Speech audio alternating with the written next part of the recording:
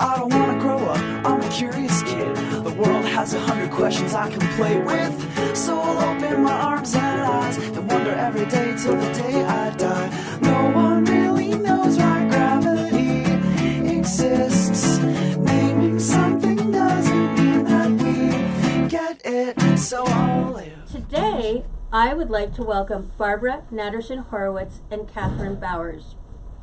Now, I am infamous for my slipshod introductions, so I went to the publisher's website, and they have these very brief and concise biographies, one of which says, Barbara Natterson-Horowitz, MD, is a visiting professor of Harvard University in the Department of Human Evolutionary Biology. She is also professor of medicine, cardiology at UCLA, where she co-founded the Evolutionary Medicine program. She is the co-author of Ubiquity and Wildhood with Kathryn. However, if you go to the biography for her TED Talk, it's a little juicier. It says that Barbara Natterson-Horowitz is an evolutionary biologist and cardiologist whose patients include gorillas, lions, wallabies, and humans. Her medical rounds sometimes take place at the Los Angeles Zoo or might include veterinarians in a discussion of human health at the Ronald Reagan UCLA Medical Center, but always channeled the perspective of Charles Darwin. Her medical specialty is cardiology and cardiac imaging, but her academic passion is the evolutionary connection between human and animal bodies and minds. In 2012, she co-authored the book Zobiquity, The Astonishing Connection Between Human and Animal Health, with Kathryn Bowers, who is a science journalist who has taught medical narrative and comparative literature at UCLA. She's a Future Tense Fellow at New America in Washington, D.C., and was an editor of, I can't pronounce that, what does that say? Zocalo Public Square. Zocalo Public Squares. Never going to get it right. I'm never going to do this right.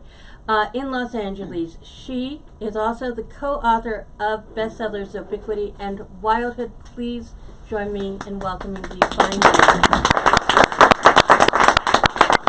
No microphone to hand you. That was, we've been on a kind of book tour for a couple of weeks. That's definitely the most fun and original.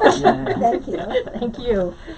So you guys can hear us, I take it? Just like raise your hand if you can't. But we are, so Kathryn and I are a research and writing and teaching team for over 10 years. We have been turning to the natural world to find insights to help us better understand human health challenges and even sometimes identify solutions.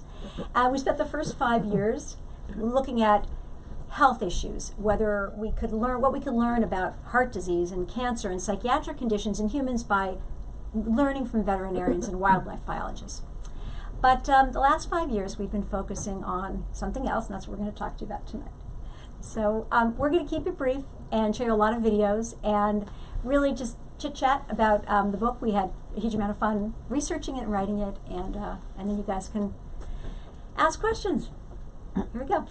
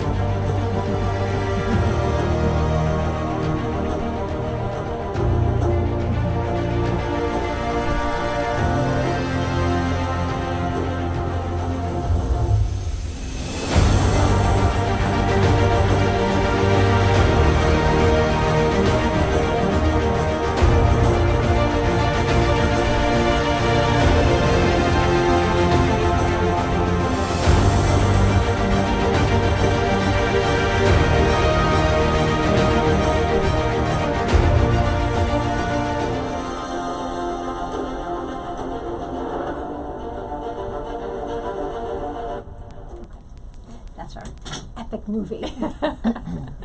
All right, so really quickly, this all started, a little over 10 years ago now. I was a cardiologist at UCLA, and one day the LA Zoo called and asked if I'd start to image some of their grade 8 patients who also had cardiovascular diseases.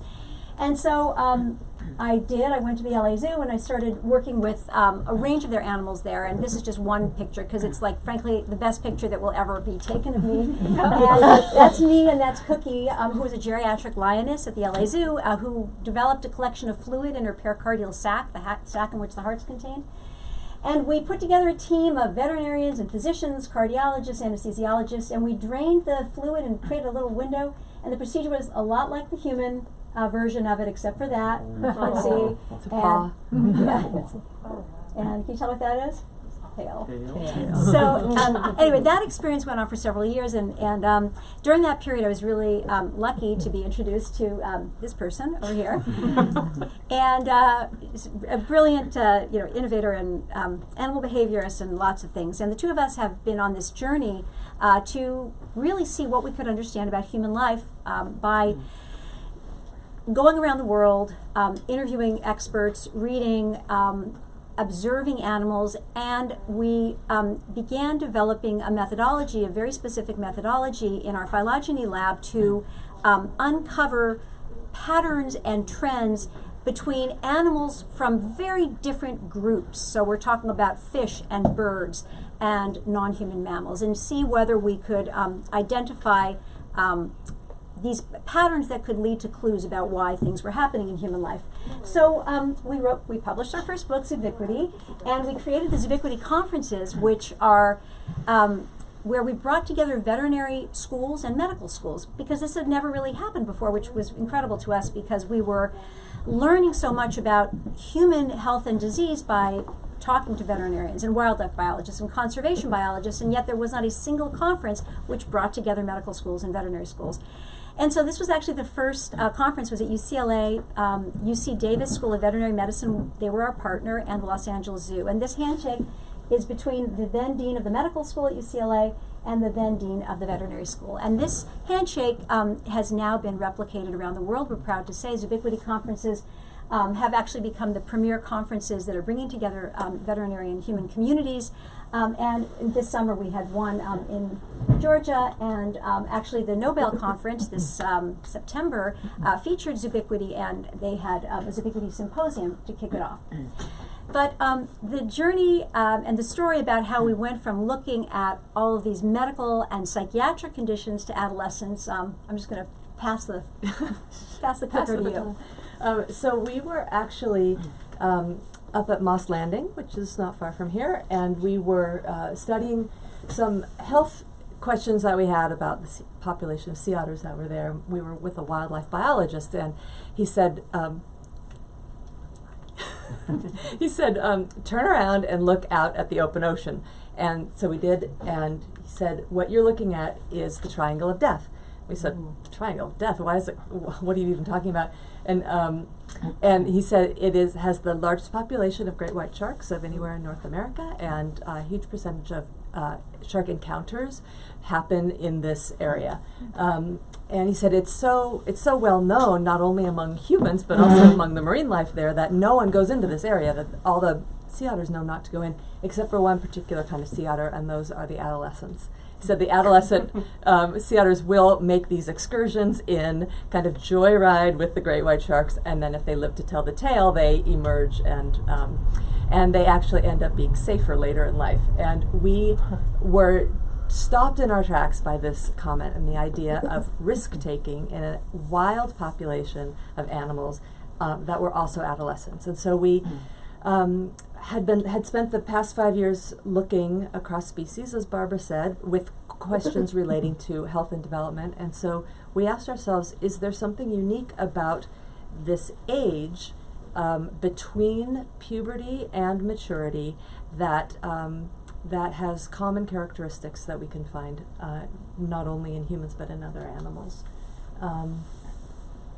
So we to briefly kind of to summarize several years into like 30 seconds, we realized that we were asking a medical question. Really, we're talking about risk-taking in adolescence, which is obviously happens in human adolescence. And by the way, at the time that we were at Moss Landing, we both believed, and it's widely believed, that adolescence is not only uniquely human, that it has a creation of our modern times. Many of you may have heard that. And so it was very disruptive to even think about the idea that a non-human animal could have adolescence. Like, what would that even mean? And besides, like, the definitions of adolescence are all over the place, right? Like, the American Academy of Pediatrics has one definition which differs from the CDC's. The neurobiologists say it goes through the mid to late 20s because of brain development. None of our students, we teach a class called Coming of Age on Planet Earth about this, which is about this, and they're 18 to 22. None of them think that they're adolescents. So, but they also don't think they're adults. So there's clearly something very special about this in-between stage. And then also the things that we worry about in humans, the mood swings, the besides the risk-taking, the behaviors around sexuality and drugs and alcohol. How could those possibly be present in animal populations, and what would that mean if they were? And we're really excited about this because one of the things that we learned in writing the first book is that whenever there are lots of statements like such and such is uniquely human. You hear this over and over. And over time, we had developed this methodology for challenging, sort of pushing back against these sort of assumptions of human uniqueness. And what we'd found is that if we push in the right way and look with the proper tools, that we could find connections that had not been seen before. And so we were kind of tantalized by this. And also my kids were just entering adolescence, so that was part of it. We were raising adolescent animals of our own. So we created a tool, and to make a long story short, we used two tools. One from medicine, a powerful tool called systematic review, which really became the foundation of evidence-based medicine, really created a revolution in how we understand the cause of things and what we do in medicine. And we merged that with a powerful tool from evolutionary biology, which is creating phylogenies, which you guys have all seen before. There are these family trees that evolutionary biologists build to show the relationship between species and their characteristics. And we developed this methodology. By the way, this was the most famous of all phylogenies. This was the scribblings that Charles Darwin did many years, of course, before he published. And the brilliance of the illustrator is exceeded only by his humility, because isn't that the greatest thing? So anyway, we just started building phylogenies and creating connections, and I won't go into all that, although it's really exciting and cool. I'll show you one in a second. But in order to kind of understand what we were doing, we're going to give you a very quick, like a 60-second evolutionary biology lesson. We're going to start about 4.8 billion years ago. Okay, here we go. And we're going. And we are now at the moons are being created. Now we've got volcanic action, and the oceans are created. Below the line is the ocean. Above, we've got volcanic activity. We're at 4 billion years. We're headed up towards very, very soon, the first cyanobacteria. So we've got life right there. And in a moment, you're going to see oxygen. Okay, we've got we've got photosynthesis has come online. And in a second, there'll be so much oxygen in the environment, we'll have the first of the extinctions, the great oxidative event. But we're going to stop a second, and as fun as this is, so that's above and that's below, and we're going to fast forward to where we're going to start this story, which is the Cambrian explosion at about 541 million years ago. And you'll see above land, below, you'll see that there's ocean life, and you see terrestrial life, and just this explosion of species, and all of these animals. And of course, the most wonderful thing about that is that if you made the history of the Earth, right? If you made it one 24-hour cycle, our appearance would be at like 11:59 and a few seconds. So we're just we're a 200,000-year-old species, and we are, and by the way, we're carrying around the neurobiology and physiology of many of our animal ancestors who are hundreds of millions of years old. So that's a big clue into sort of understanding some of these like puzzling aspects of not only adolescence, but human disease. So we are going to take an evolutionary perspective.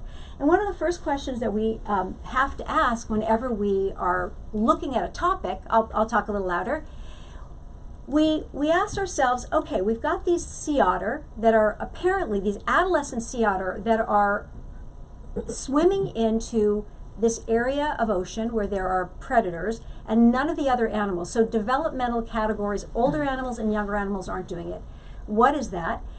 And we knew that human adolescence is a very risky period of time, right? There's a lot of risk-taking, and the mortality between age of 11 and 20 there's up to a 7-fold increase in mortality.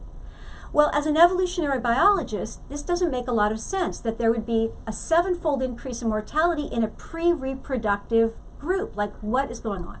So we used our methodology and we asked a simple question: do non-human adolescents, and we defined adolescents as animals who had entered puberty but were not yet mature adults, and we'll explain what we mean by mature adult, do they have increased mortality? We did one of these systematic reviews over a couple of years, and we took our findings and we created this phylogeny, which again is this sort of tree. And what we saw, each of these is a species, is that from fish through amphibians, reptiles, non-human mammals, and birds, adolescent animals have a very similar increase in mortality. And to decode that, we're saying that animals who are physically big enough to be outside of direct parental protection and supervision, but lack experience, in other words, they're big but kind of dumb, they are in danger. They are easy prey. They are literally targeted. Yeah, we were really surprised to find that there are animals that target adolescents in particular. So there's a certain kind of killer whale, an orca, that goes only after adolescent humpbacks, and there's a certain owl that only goes after these adolescent rodents in South America. And the reason is that it's this big in body, small in experience issue that adolescents have, and they tend to, they're just more exposed. They don't know how to avoid their predators. And during that period, we were discovering this. That was when we did this survey of roadkill studies. So there have been a few really massive studies of road-killed animals, and there are millions of animals daily who die just in the U.S. on roads. And we did a systematic review, and we correlated the species who were dying on the roads. We looked at those species and the seasons, their dispersal season. That's when essentially adolescents leave home. And so it turns out that learning to cross highways is something, there's a learning curve there, so there's this disproportionate. So, lots of parallels. Okay, to quickly just continue, and then we'll stop with the methodology and just show you some fun videos. But basically what we were trying to do, as Kathryn said, was to say, okay, between species that are extremely separated phylogenetically, in other words, we're talking about animals who share a common ancestor hundreds of millions of years ago, were there commonalities based exclusively on being in a specific developmental phase? And this was something that hadn't been looked at before, I think partially because the orientation is usually people study a species or a taxa, and aren't so this is what we were trying to do, and this is puberty in essence. And by the way, we had a lot of fun with comparative puberty. We have a chapter called Jurassic Puberty if you have some need to share dinosaur puberty at a cocktail party. So for our methodology, we also traveled around the world. We observed wild animal adolescence in a whole range of places. We taught a course at Harvard. This is actually our second year teaching it, called Coming of Age on Planet Earth, which is a museum-based and literature-based course, and a lot of the content in the book was developed there. And we worked on our phylogeny in our phylogeny lab. And so what we want to do quickly is just to give you a taste of some of our findings and just mostly show some cool videos. All right, so love this. We know that human adolescents take risks. This is this spiking death rate for teenagers, very scary. Until we did this research, if you'd asked me why that was, I would have said, oh, it's the adolescent brain. And raise your hand if you've heard about the adolescent brain. Like, it's our students. We've had students say, oh, I have an underdeveloped prefrontal cortex. Like that's why I couldn't do my assignment. Right. but here's the issue. We were finding an increased death rate and increased risk taking in animals who didn't have a human PFC. So what's going on? Was there some signal that we were picking up? Anyway, this is a typical reason that's given, that the prefrontal cortex is underdeveloped and adolescents take risks. Okay, so we did our systematic review, and anyway, we did a systematic review, we found our findings, and here's a few examples of the kinds of tendencies of adolescents, traits that they have that put them at risk. So they are neophilic, so they like new things in a way that older animals don't. This is the spotted hyena. Well, I don't know why the person left the window open. That was insane. But anyway, so regard for their interest in novelty. and they're inexperienced. So right here, this is an adolescent koala who is entering an Australian electronics store because adolescents love their electronics. And when you hear about a wild animal in an urban area, it's usually an adolescent. This is an adolescent deer in a liquor store, similar reasons. But you'll often read about a mountain lion that goes into someone's yoga studio, or a raccoon in the kitchen or something, and often it's the next sentence you read will be it's an adolescent. Mm-hmm. And this was a famous. It's incredible. The drone photographer that I bought this from, he filmed this for hours and hours. And she was an adolescent. She was a humpback, and she was trapped in Ventura Harbor. And actually, everybody was trying to help rescue her, and they thought that they couldn't. And then overnight, she managed to escape. So it actually had a happy ending. Okay, so here's some examples of why adolescents get themselves in trouble. All right, so the mature impala on the left is going to spot the threat on time. Do you see that that's a crocodile? Yes. Should I do it again? All right. And, okay, experience spots a threat. Tiny little trigger warning right here. But the younger, inexperienced impala wanders too far, and that's an example of easy prey, inexperience. Well, one of the fascinating strategies which we uncovered in our research, which it turns out we were able to establish occurs in fish, birds, birds, and non-human mammals, at least, and there may be others, is something called predator inspection, and adolescents do it primarily. So this is where adolescent animals will sometimes approach rather than flee predators. It's like seemingly counterintuitive thing to do. On the right here, you see that's an adolescent meerkat approaching a Cape cobra.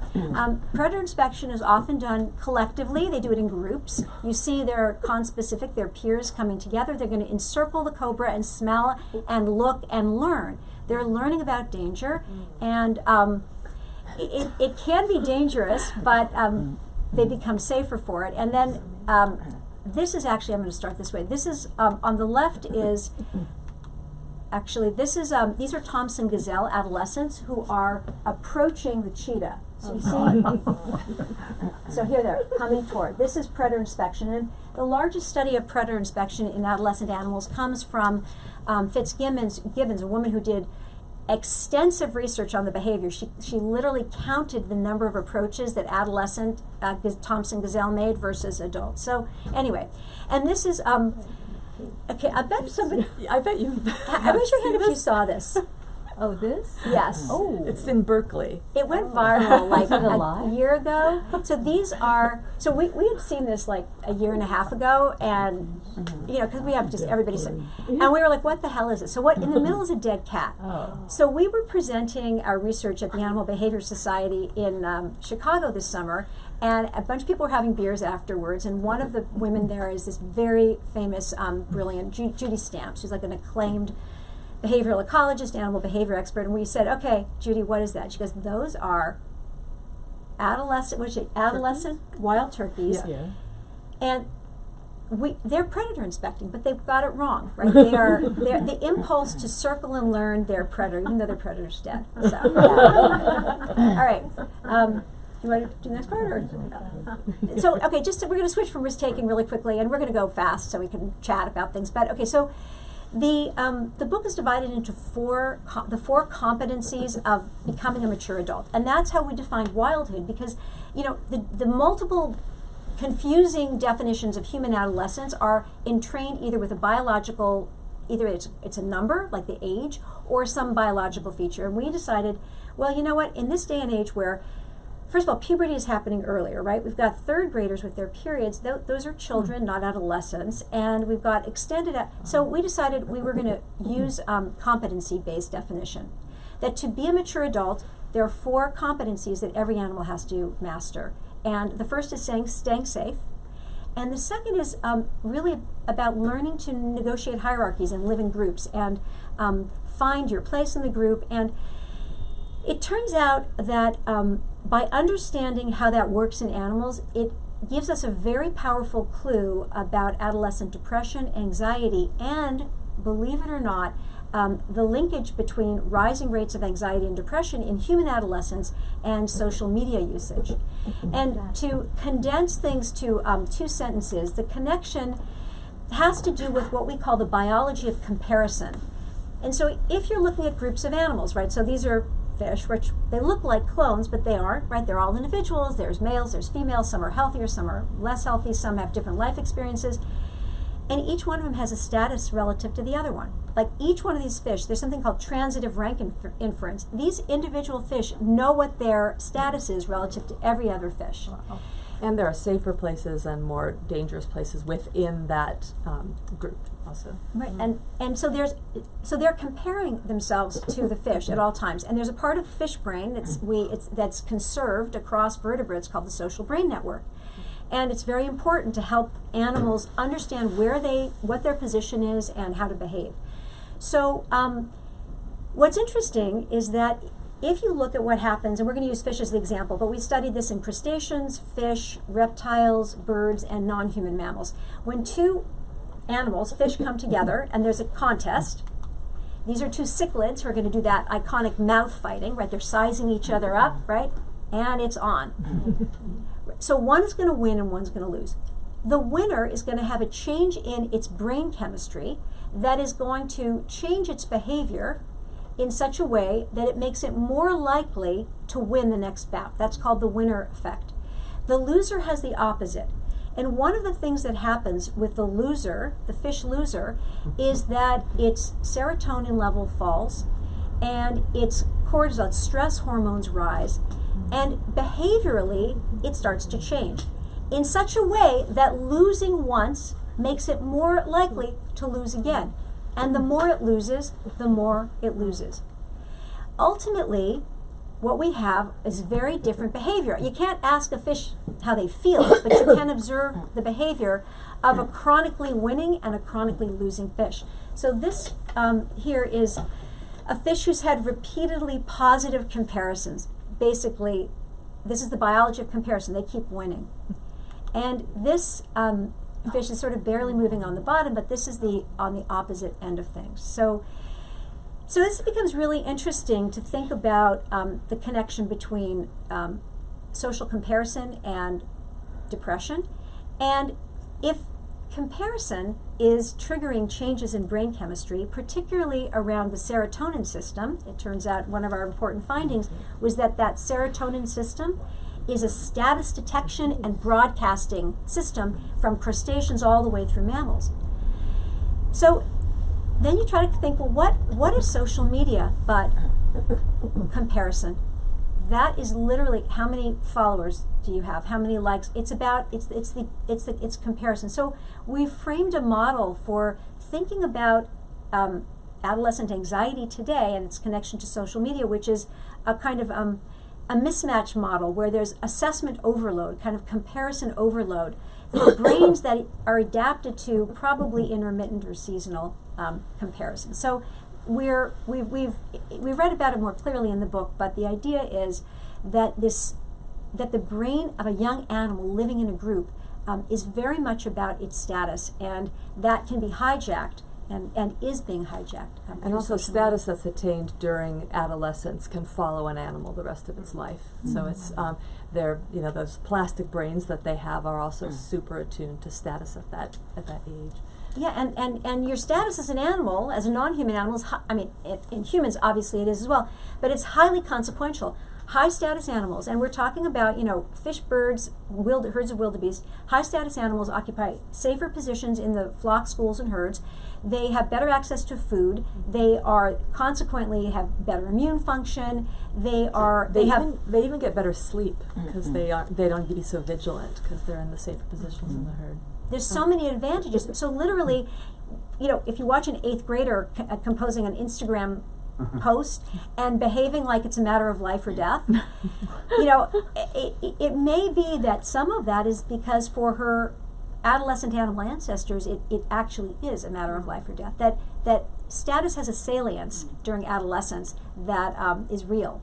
Yeah, and we think that we really need to talk about it more in these terms. That it can feel kind of I don't know, undemocratic or something to talk about two creatures meeting and one wins and one loses, or one is higher and one is lower, but it seems like it's really important to bring the biology of comparison into these conversations so that we can better understand them and maybe create fairer worlds. I remember this was a few years ago, when we first sort of were reading about this and trying to put things together and interpreting all of our findings, and we started playing with this idea of tracking our own, everybody, you have mood fluctuations, right? Something happens, you feel better, you feel worse, and trying to interpret everything that happened through status.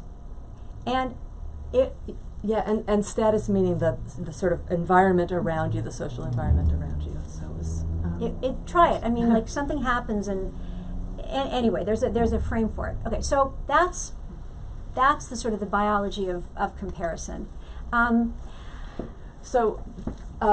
We've divided the book, as Barbara said, into these 4 core competencies. The first one is safety, second one is status, the third one is sexuality. And sexuality is obviously a huge part of being an adolescent. And we had both sort of assumed that animals go through puberty. Actually, I hadn't even really thought about puberty and I don't know, insects and I don't, like who even thinks about that, but it was so they go through puberty, they have, they've matured, and then they just start mating, was just kind of what I assumed. I mean, I'd seen courtship displays on nature documentaries, but I hadn't given it much thought. But it turns out that many animals have mature bodies capable of producing offspring, but they actually don't start breeding right away. There's this sort of natural waiting period. Again, it's not a conscious waiting period, but it's a waiting period that is imposed on them either by the older animals in their own communities or by their own inability to properly perform courtship. So we focus this third section on courtship ritual and what that means across species. And we put together this video. Bald eagles do this amazing courtship display where they fly really fast toward each other. They lock talons. They start spinning through the air like figure skaters. They start cartwheeling down to earth, and then they let go and they fly back up and they do it all over again. And these are the mature ones. So imagine being an adolescent having to do that for the first time. You've got to do the flying, you've got to do the talon reach, you've got to do the lock and then the spin, and then you've got to let go in time so that you don't crash to the ground. They've got a lot they have to learn, and it takes them months, even a year or two, to really learn how to do this. And what that serves to do is keep them from reproducing until they're mature behaviorally, in addition to being physically mature. So we wanted to show you this. It starts with the two matures. There they go. There's the talon lock and the cartwheeling. And now they're doing the spiral head down. It's actually called a death spiral by ornithologists. Now these are the adolescent eagles. You can see they don't have the characteristic white heads, but they're flying. They're trying to get the talon extension. They're heading into the grab, and they missed. They missed that one. It's like trapeze artists. So that is one. And then these are layas and albatrosses. They have a beautiful courtship ritual that takes them up to 4 years to learn how to do. And you'll see there's 2 main ways they do it. One is practicing together, like we just saw the eagles do, and the other is observing the elders in their own communities. So here's, these are the 2 matures. They do this characteristic head shake. They do a neck stretch, beak fencing. They twist do and hold. A twisted hold with their wings, and this bobbing, this kind of bobbing strut that they do. So those are the mature ones. Here's 3 adolescents. You can see them practicing the strut. It's like a middle school dance. Yes. They're bad beak They do the twisted hold, the neck extension, and then here in the center, the beak fencing with 2 matures, and in the back and on the side are adolescents watching the older ones, watching these romantic moves that they're doing. Notably, they're not watching copulation, they're watching what leads up to that and the nuanced conversation between the two mature adults before they decide that they're going to take it to each next step. We've actually used this approach to teach our students. We talk about sexual consent and coercion, which obviously is a really big topic on campuses. And we read the behavioral ecology literature, and we do ethograms. So these are like the courtship, like the specific courtship behavior. And then we had them read Cat Person.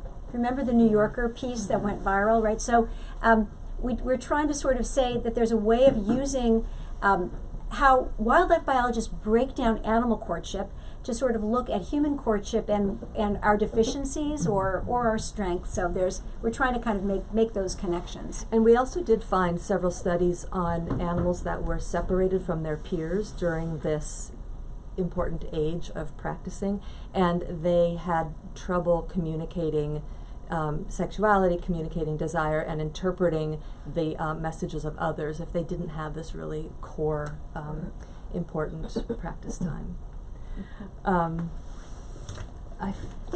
Should we? I think our fun. Oh, whoops. Okay, let's not show that. Oh my God. Sorry. Sorry. I have to read the book, but we do in our course. What we do is we say, okay, you know what? Of course, there is sexual coercion in nature, and we actually approached it. We actually did a systematic review, and we created what we believe to be the most comprehensive taxonomy and phylogeny of species in which sexual coercion has been identified. But there's also consent, so we sort of teach both sides. Yeah, that was what we found with courtship, is that animal consent, if that's not too provocative to say, is actually more common than coercion. And that's, courtship rituals are 600 million years old. They have evolved over this amount of time. And why would they be there, and why would they be so extensive, from fruit flies to blue whales, if they didn't serve some fitness enhancing function? And we had this one of the things that we did, we just thought, okay, let's just look at fruit flies. Like if we're like the human beings, right? This is the human exceptionalism. So this is the phylogeny. There's a larger picture. Like this just shows that how we're just one of 8.7 million animal species on Earth. But so let's compare ourselves to the fruit fly. So we studied. There's a group that in Cambridge that actually looks at fruit fly courtship and the neural systems that are involved with it. And in both the females and the males, there are yes/no centers. It's essentially like a red light, green light kind of thing, and multiple steps of. The dance sequences. There's a tap, and then there's a response, and then there's a this and that, and it goes on and on and on and on, and the brains are registering this. Should we or shouldn't we? Is it going to happen or not? And it's a multi-step conversation that is intrasophila, right? So it's this idea that the hard wiring for a conversation about sex is embedded. And sometimes the narrative about like evolutionary biology is that it's males do that, and that's like the old bad Evo psych stuff. But if we really broaden things and ask kind of in an open way, what is animal behavior and what is animal biology, and how can we connect what we now understand about fundamental aspects of neurobiology and connect it to behavior and use that to just expand how we understand ourselves. So, all right. So anyway, that's a taste. Yes. And the fourth section we call self-reliance, and it's basically how animals leave the nest and make confident and successful lives on their own. And one of the main things they need to learn how to do is feed themselves, because as much as predation is an issue for young animals, starvation is an even bigger one. And it was interesting, really interesting, to learn that many animals, from wolves to eagles, don't fully know how to feed themselves even when they leave, and they need they often come back for extra care from their parents. It's called extended parental care, and parents play a big role in easing that transition between being under constant protection and being out on their own. And what we love to kind of we both like to kind of disrupt conventional beliefs. Unlikely iconoclast, I think you called this one time. But I like among friends in our generation, like I have friends whose kids are a little bit older, whose kids are like in their mid to late 20s, who are clearly helping their terrific young adult kids with their lives. But there's sort of this narrative that you're not supposed to, that if you've been a good parent, or that that they should be on their own and independent. But it's really, the environment doesn't support that for them. I mean, there are situations where that does happen, but very often the numbers don't work out, the opportunities. And one of the things that we learned was so interesting, apart from the fact that across the world, and now actually in the US, more young adults after college are living with parents than romantic partners. There's been that demographic shift. That actually, apart from that, like post-war period in the 1950s, when you could graduate from high school and support a family, that's I think where this idea came.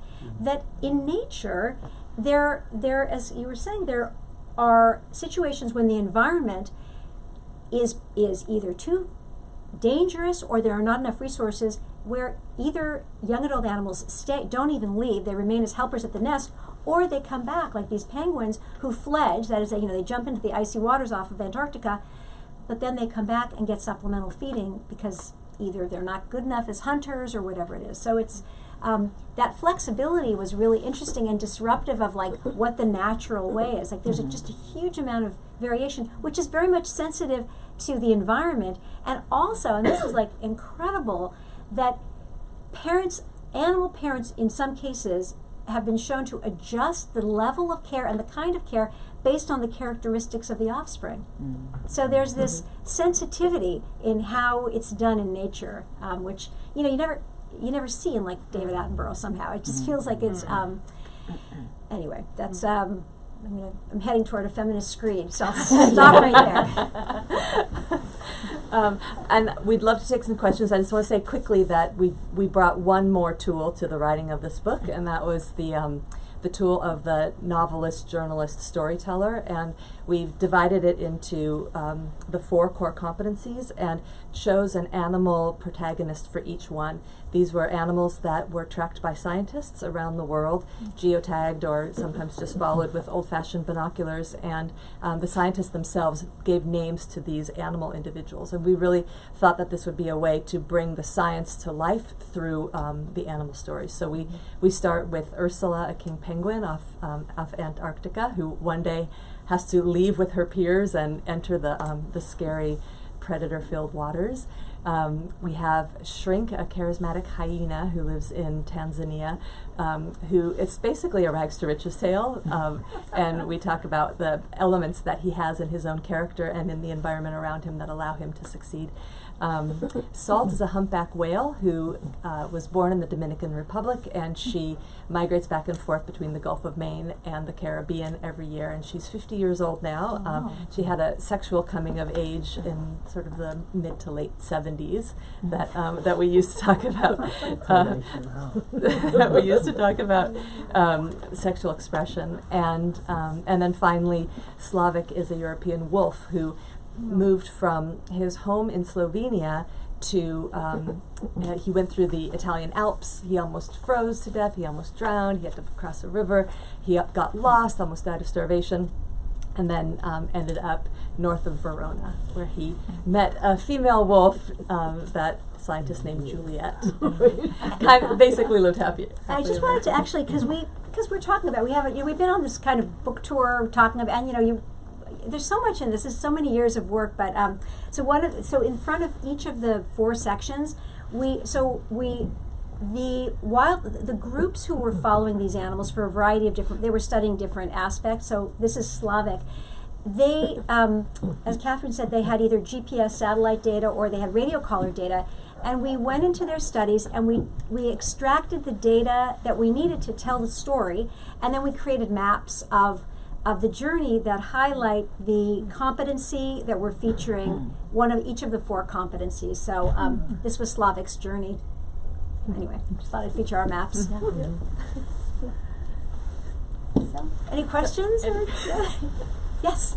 I do have a comment and a question. When you were talking about status and comparing, it does sound so like, petty. But if you think about it as respect, it's like that's one of our like common human needs is to have respect, right? And so that's sort of the same thing, isn't it? Absolutely.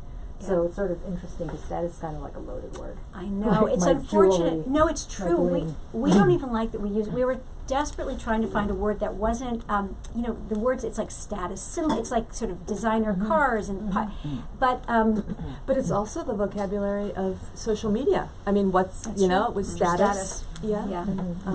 But my question was, has this research made you guys feel different about what is natural being good? Like there's sort of like a naturalistic fallacy, like, oh, this is how they used to do it, therefore we should do that.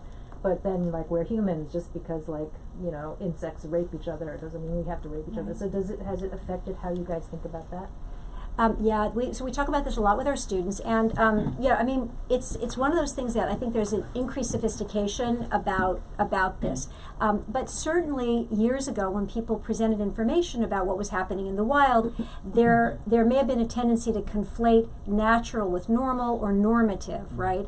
Or to justify some human behavior based on its occurrence in nature, which obviously, as you're saying, there's cannibalism and infanticide and every manner of awfulness happens in nature. We're selectively deciding, if that's the case, what we're so we talk about the so-called naturalistic fallacy, that confusion. But one of the reasons I'm really glad you asked is that so there's a section there's a couple of things in the book that are, well, they're controversial because it's what happens, and we want to be honest about our findings. And so sexual coercion is a perfect example. So we did find cases of, in the peer-reviewed literature, sexual coercion from insects, crustaceans. I mean, there are cases. We have no idea what the incidence is. We have no idea what the prevalence. We have no idea what the true factors are that trigger it. There's some clues about development, but we don't know. And we had colleagues who said to us, you're going to get in trouble for doing that. Like people are going to. But we welcome the opportunity to say, okay, we recognize that in the past, efforts to turn to nature to understand such important but complex issues as sexual consent and coercion erred in the methodology. Some of the time it was just sexist, frankly. The science wasn't there, and consequently the findings were flawed. And beyond that, there's been, I think, a reluctance to bring biology into social conversations that is still kind of echoing from the sociobiology debates of the 70s and 80s. So I think that there's been some really good, but somewhat now historical reasons.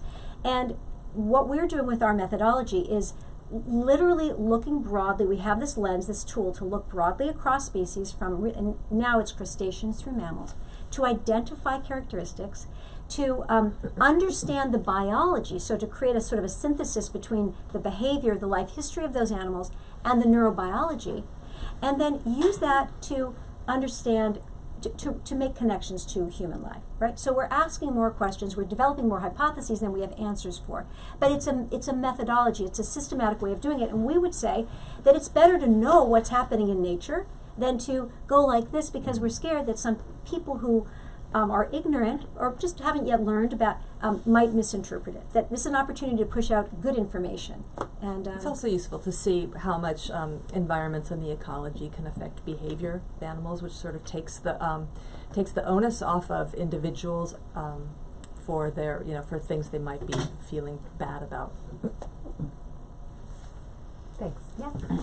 Is it difficult to identify adolescents based on the species? Is it one species and another? Can you even tell they're adolescents? Right.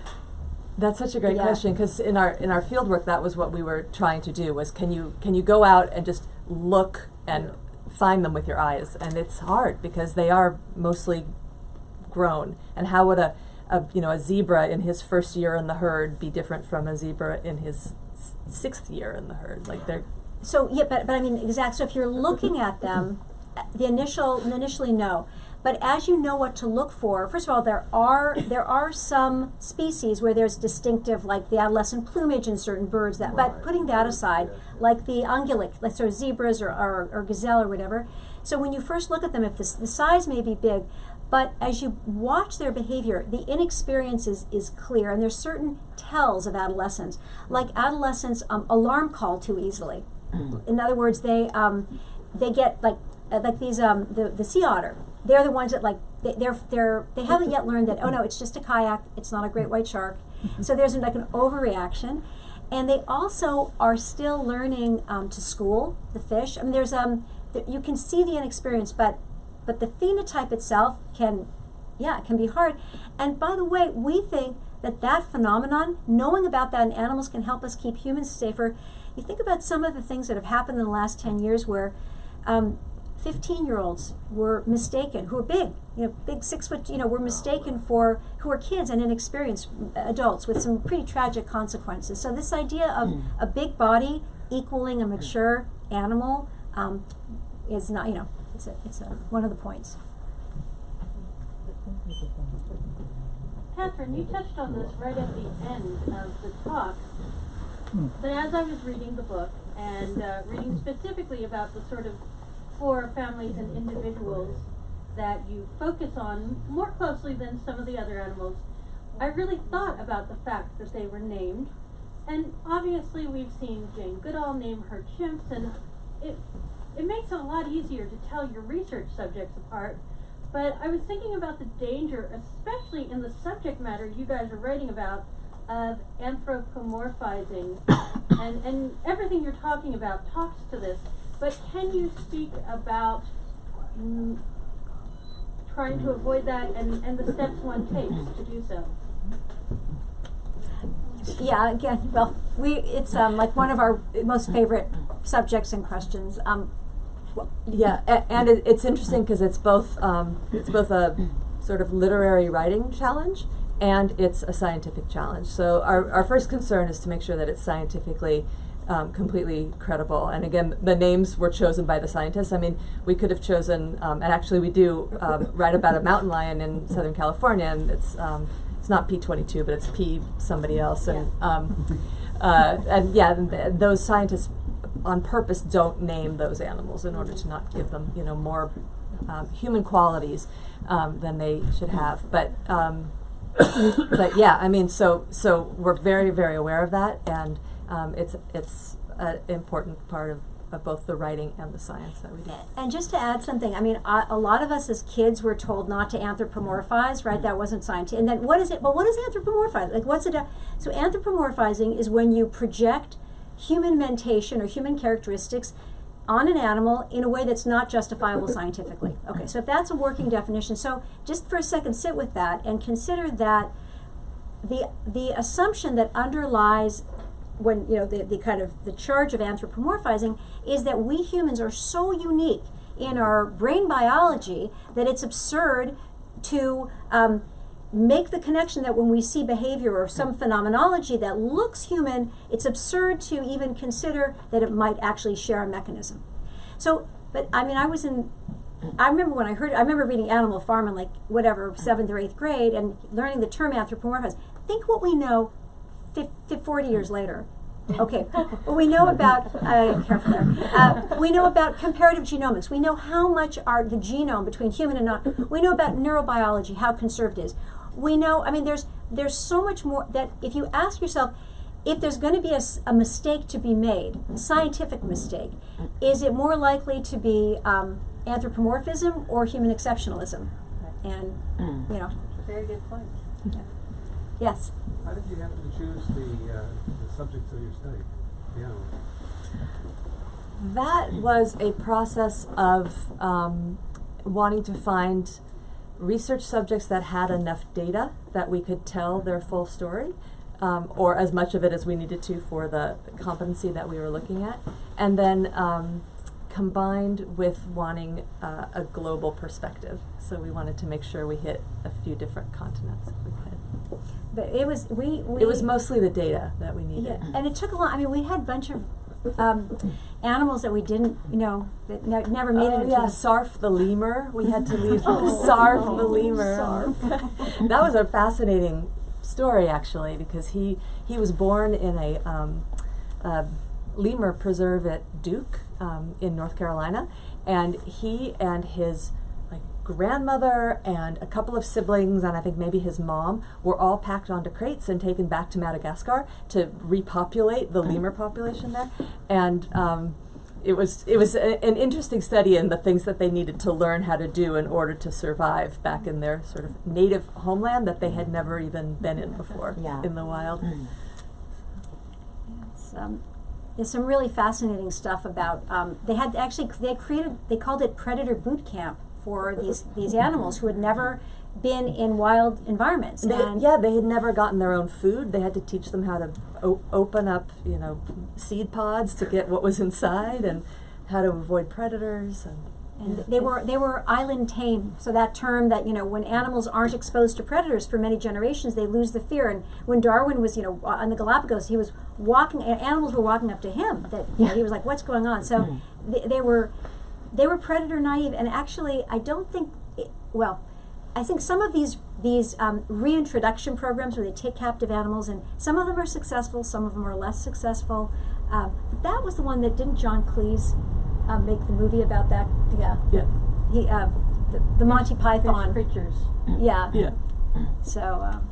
Well, and do you know if as those animals are older than being adolescent, do they have a harder time picking those things up? Yeah, that was why we were so interested in Sarf's story, was because he was an adolescent when he went, and he did the best. He was able to he went at a good point. And actually, when you read about like sea otter rehabilitation too, if they find an orphaned one, they often will release it when it is an older adolescent, so that it has more of that flexibility.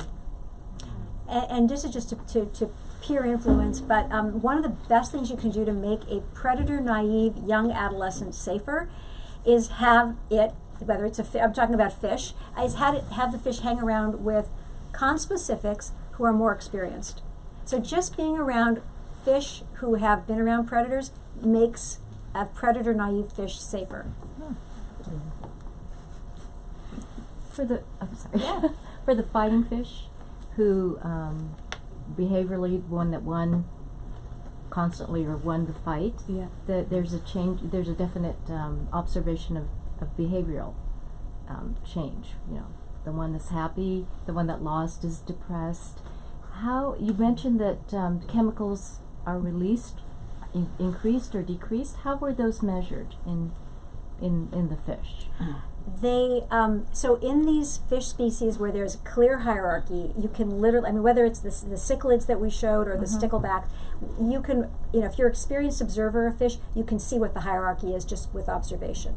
So they do manipulations, and they actually have something called a fish simulator, where they actually it's essentially like a hologram, and the fish the subject fish responds to in any event, they determine what the rank of the fish is, and then they basically sacrifice the animals and measure the levels, so the animals are sacrificed. But then there were other investigations where they added certain chemicals to the water, and then that changed the behaviors. Chemicals like Prozac. Oh, I see. Did it wait 6 weeks? Thank you.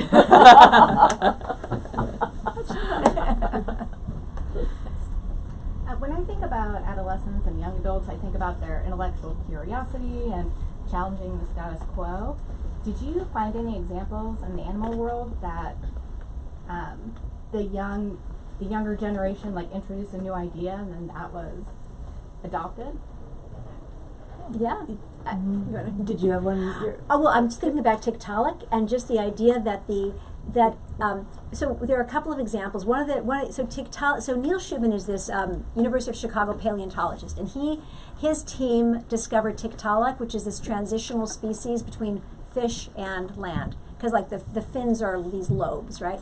So so the question is, okay, there would have been one individual who first went from water to land. We know that the species did, but who was the individual? Who would you predict? So we had conversations with him, and he agrees that it's likely that it was a younger animal who, because usually the territories are occupied by older animals, and so very often adolescent animals have to disperse to new places, and we're seeing that in.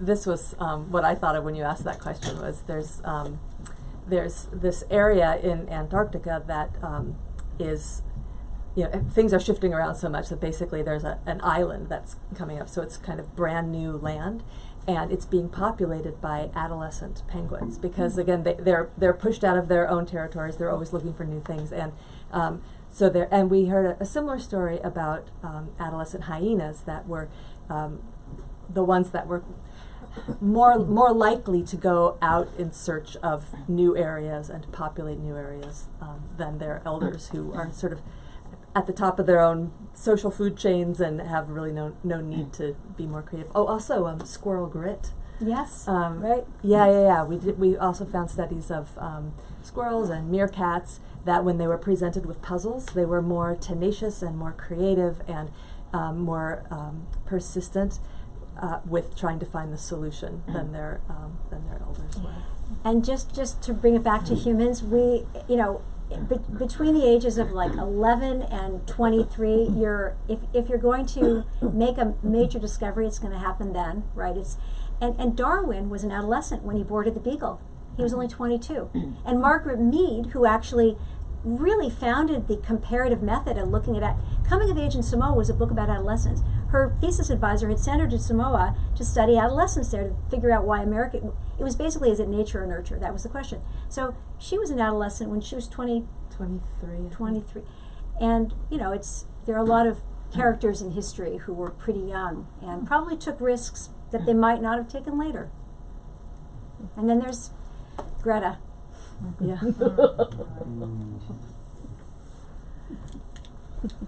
Any last questions? Do you see evidence where the physical changes, for example, laxity in joints or musculoskeletal changes, make it more likely that the first sea to land excursion would be done by an adolescent because of their musculoskeletal system? They're more limber, or they're able to do something. I have no idea, but that is exactly the kind of developmental question that we love and that isn't asked, because typically I think there's a bias to looking at animal size and aging animals and not kind of thinking the difference between like a zebra that is 4 years old who looks mature as a male and a zebra who is 9 years old who has 5 years of experience, right? So I think those things have probably not been looked at. Maybe they have, but I doubt it. But you would predict that there would be, that you look at the life history and the adaptations that would be necessary for an animal to be successful, and then you work backwards to find the physiology to support that fitness-enhancing characteristic. So. For example, hyperlaxity in the neck, you can reach up higher, and that leads to maybe genetic changes where the long neck species survives when low-lying fruit goes away. Just thinking about children, toddlers, when they fall, they're very flexible. Cool. Now, a special treat. So if you go to wildhood.com, if you have your phone, there's a little red rectangle, sorry. I remembered a lot of words tonight, but that's it. And it's called Books West Portal. It says it's this bookstore. It's a little red link, and you click on it, and the videos that we've shown, plus some explanation, plus some other ones, are there for you to enjoy at home. Cool. What is the website? I'm sorry. Oh, the website's wildhood.com. Oh. Yeah. Excellent. Well, ladies, thank you so much.